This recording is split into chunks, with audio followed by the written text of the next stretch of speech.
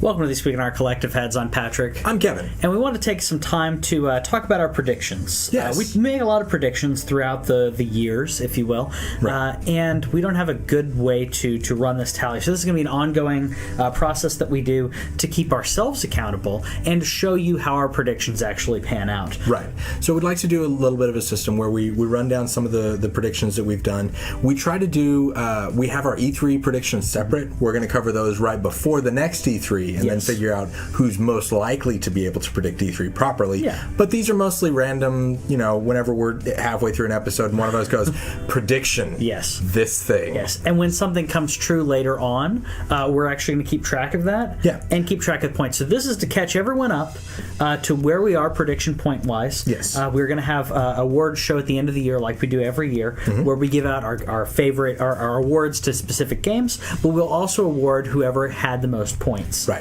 We're also going to, at the end of the show, we're going to cover some predictions that we've made that we don't yet know who's going to win. Because there's some things that we'll say and we still don't know. A lot of the things that we said about the Switch, which we were calling the NX at the time, we still don't know because they won't tell us things. So we're going to go over what we've already predicted and has already been declared. And then from then on, we're actually going to keep track of it during the show. Because I think that'd be fun. Yeah. So what do we have first? So one of the things that we said last year was at PlayStation Experience we would get a release date for The Last Guardian. Nope. However, you also get another dock off your points because you said specifically it would come out in March. Yep. Nope. That didn't happen. So do we lose points for horrible? You're at -2. I'm at -2? Yeah, I don't think we're going to come out on top of this one. Basically, I didn't know we were going to lose points. Well, that's what I want to do. Okay. We also both said that the NX was coming out in 2016. Yep. I said October. You said November. Yep. None of that has happened. So we lose all those points there. I'm at -3 and you're at -1. No, I'm at -2. -2. Okay. Or -3 because I said PlayStation Experience release date for Last Guardian. So we're tied on -3. No, because you said March. Yeah, so you're one behind me. I don't like that I got less points on that. Okay. -4. So next we have the Wii U gets a reduced feature, cheaper model by the end of 2016, potentially one with no gamepad. Also by Patrick. Didn't happen. No. I'm at -5. Yeah. I'm not doing well. No, you're really not. But to be fair, neither one of us are doing well. I swear there are some things we did figure out. Yeah. The Warcraft movie, you said would tie directly into Warcraft 2. See, part of this is also to teach him not to make so many predictions. Hopefully he'll figure that one out. So yeah, that didn't happen. -6. This is mine. I said that this is a two-parter, so this could be 2 points. I guess I'll watch it and find out later. Sure. But I said that the Final Fantasy 15 demo, the second one, which we knew was coming, would come out within a month of Square Enix bumping its release date out of 2016. The two-part prediction is that it would be within a month of the release date being declared, and that the release date would be bumped out of 2016. Neither one of those happened, which means that we're within 1 point of each other. Next up, we had Final Fantasy 15 releasing in November, which was by you. Yep. That is correct. Yep. November 31st.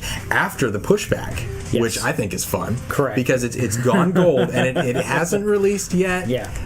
But that's like 3 weeks away. I mean, so that's when it's pretty coming darn out. close. So, So we're now tied with -5. Yes.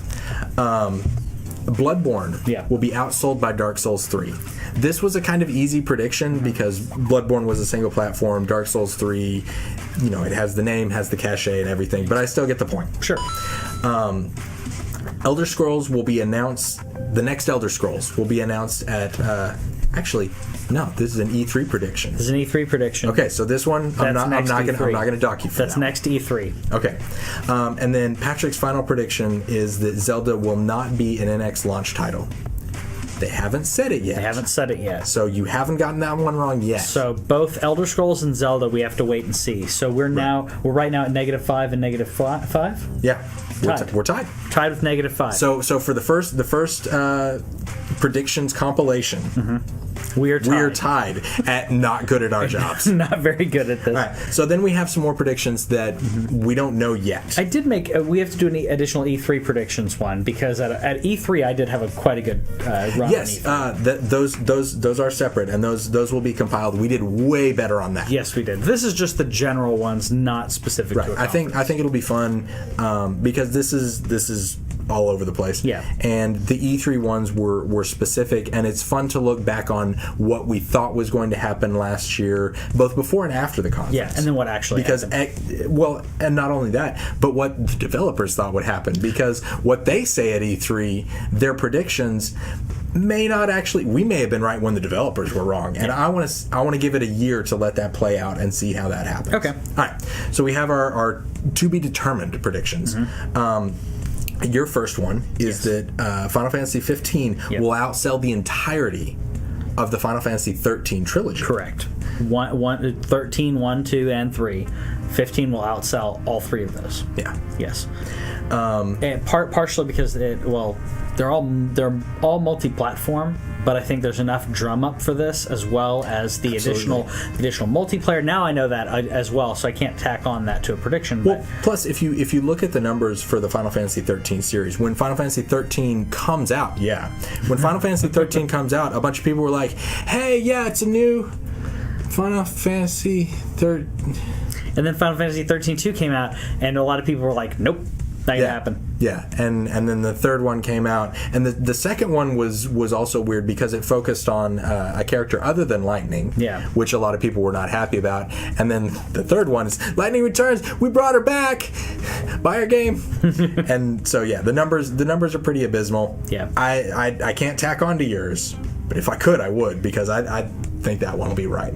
Patrick also says that the NX will have no streaming capability. Yes, there will not be a share button. There will not be an integrated streaming portion of that. And obviously, I can't change it now, but I feel even safer on that now. Really, seeing the way that this thing works, unless there's some type of additional power that docking station does. What else does the docking station do? It's a charger and a streaming portal. I don't think it's a portal. Okay. All right. I'm gonna. I obviously. Okay. You can't change yours, but I can make this counter argument if you'll allow me. A counter argument, not a prediction. That when it's plugged. No, a counter prediction. A counter prediction. Oh, okay. I've had more time, but because you're so confident, I feel that you would allow me to make the counter prediction that when it's plugged into the dock, you can stream it. Streaming will be an option. I would love that. I would love that, because streaming while you're on the go, it's going to suck. But if it lets you stream within the dock, that's cool. I just don't think the dock is adding additional processing power to be able to do that. No, not processing power. But if you could have the dock like physically plugged in via Ethernet, and that would be a setup that you wouldn't have to mess with very much. It'll be always on your Wi-Fi, and then it's a deliberate switch. Yeah. When you plug it in, that would allow them to have more features at that point. That's why I think that'll work. I think it's the processing power is the problem that we're going to deal with in this. To be the processing power on this is already, from what people are thinking, underpowered. That I don't think it's going to be able to. We'll see what happens. What happens. I would love to be able to stream Breath of the Wild. I would absolutely love to do that. Yeah, definitely. So we'll see. 2018, Sony will win VR. This is by 2018. Sony will win. Sony will be the basically by this point. By the end of 2018, if the Sony PlayStation VR is in the lead, yes, because he just says wins VR, not like dominated or anything, but if it's in the lead, then I will say that is a correct prediction. And then you said that in the PC space that Oculus will win that. Yes. So- Microsoft is going to try to do their thing, but I think Oculus is going to win in the PC space. Yeah. And then Oculus has all the money because that's the one that Microsoft is dealing with, and that's the one that Facebook backed, and that was so that Microsoft has additionally said that they want to go into they've talked more about their VR portion of that. So I don't know how that's going to pan out though, because they've been talking about an additional VR system. So we'll see. All right. And then this is one that is very close to happening, but it hasn't quite happened yet. I said that this year the PlayStation 4 would outsell the Super Nintendo. We are within 2 million as of the end of September. Those are the most recent numbers we have. It is like 1.8 million away from outselling the Super Nintendo. I didn't actually put a time limit on this. I think it'll happen by the end of this year. With the Slim, you're not throwing the PS4 Pro in there because that's a different iteration, right? I mean, if you won't let me, then that makes sense. I don't think that's the same reason I would put Xbox One S in.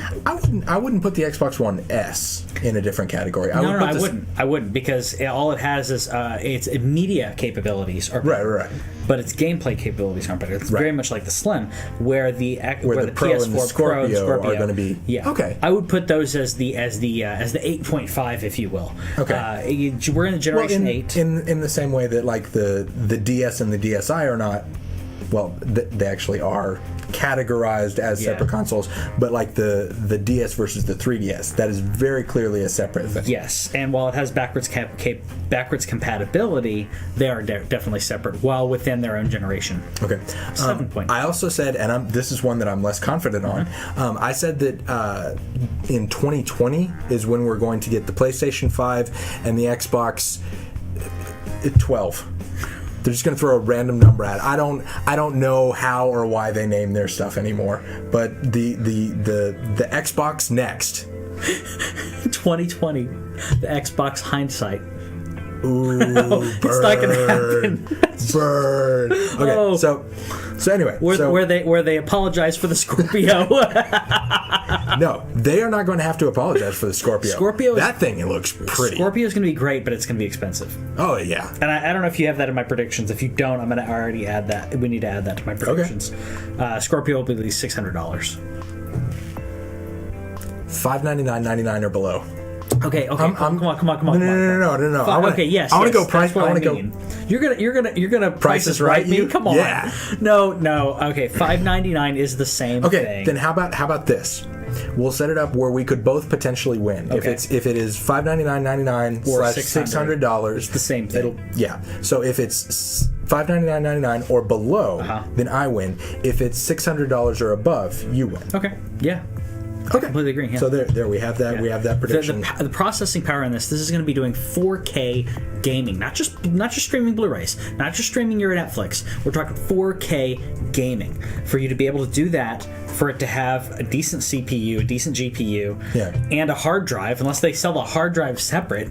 But Phil Spencer has also come out and said this is going to still be in a console price because of the pressure that PlayStation has put on them this generation. And because when the PlayStation 3 came out at $600, that was seen as extreme, and they caught a lot of flack for that. That's why I think this one, especially with Phil Spencer saying it, Xbox is willing to eat the cost. This is going to be the Xbox Slim and the Xbox Scorpio. Those are Phil Spencer. That's after he's in charge, and I believe that he's willing to have Xbox eat it for a while to come out and dominate the console space. They'll take the loss. This is my caveat. If it's under 600, that we're talking it's 4K and its frame rate sucks. Or it's not native 4K.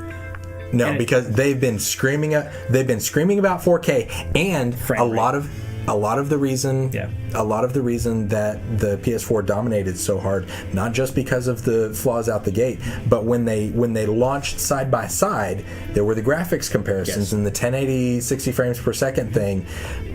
They've learned from that as well. So that's my caveat. Though, if it comes out at $500. What's funny for those of you at home, 15 frame rate. he buys Xboxes. I buy both. I believe in Xbox. Yeah. But I don't have the money to buy them. I'm just saying that if it that's my caveat. If it comes out under $600, and if it comes out under $600, Okay. that the frame rate will be atrocious in comparison to. It needs to be 4K and 60 frames a second.